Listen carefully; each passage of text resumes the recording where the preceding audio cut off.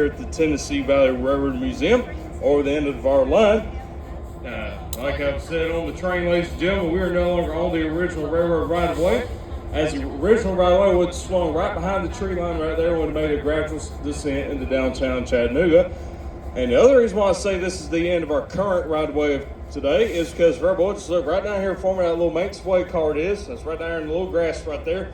That is the end of our railroad. But, well, we actually didn't bring y'all all out here to ride the train today. I brought you out here to do some work for me. I need about another 157 miles of track built for me today to the next state over.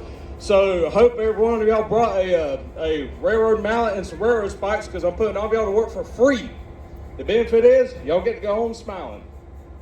Nah, I'm just messing with y'all, ladies and gentlemen. However, we do got to turn our locomotive around. So this is where this comes in, ladies and gentlemen. This is our railroad's turntable. Built in 1916 by the American Bridge and Iron Company. This turntable was originally built as an Armstrong turntable, which means when this was fabricated in the golden age of railroading or days of steam, it would have originally been turned by hand with as many as 4 to 6 men.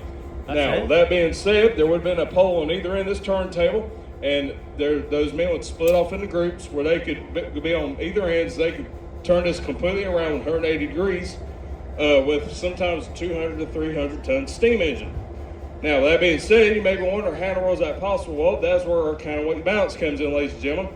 As our locomotive eases its way into the turntable, it will continue on until it gets dead center, where it almost becomes somewhat weightless or almost feather-like. Although with me and my conductor, Mr. Jason, standing on it, we probably ain't gonna move nowhere, because quite frankly, we like to eat. We are good old Southern boys after all. Yeah, that's right. Yeah, look at that. Look at that. Don't worry about that today, ladies and gentlemen.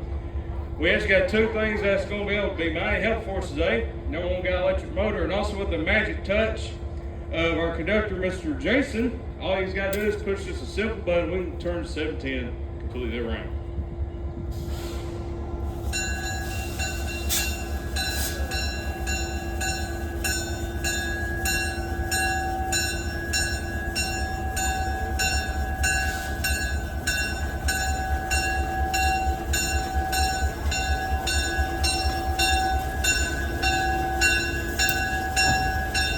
Just saw a slight little bump there, ladies and gentlemen. Do not be alarmed by that. That's just 710s will have eased onto the turntable. Now, it'll continue in my direction until my side of the turntable drops just below the ballast plane right here. That means we are perfectly balanced and we can turn 710 completely around.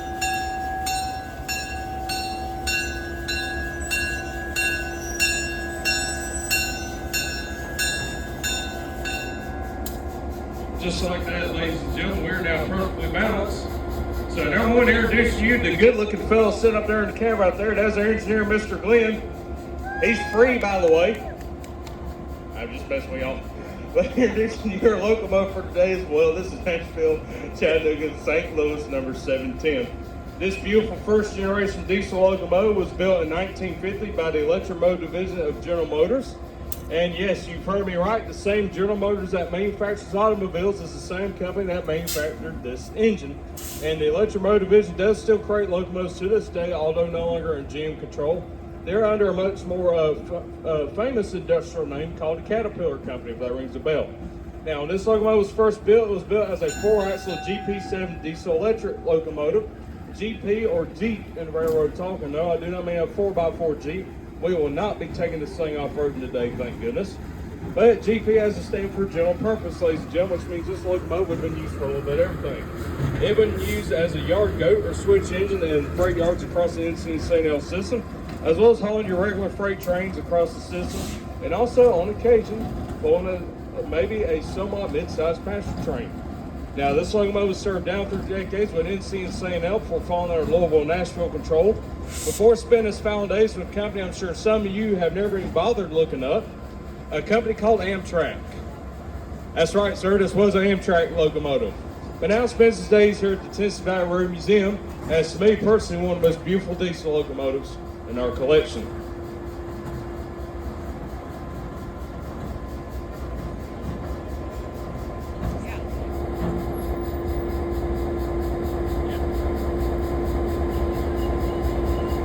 And just like that, ladies and gentlemen, you just saw what we call in the railroad world a no-hitter. That means our conductor, Mr. Jason, was able to line the turntable up just perfectly with track number 2. How about getting a little bit of round of applause to our conductor Jason, our engineer Mr. Glenn, the good-looking one up there in the cab. The ugly-looking one's in the turntable. I'm just messing with y'all. Ladies and gentlemen, if you want to see the rest of the tour, follow me this way, please, right this way. You're more than welcome to take as many pictures as you want, but please stand and walk back. Do not climb on any of our locomotives or equipment. Thank you so much. To the shop, right this way, please, right this way.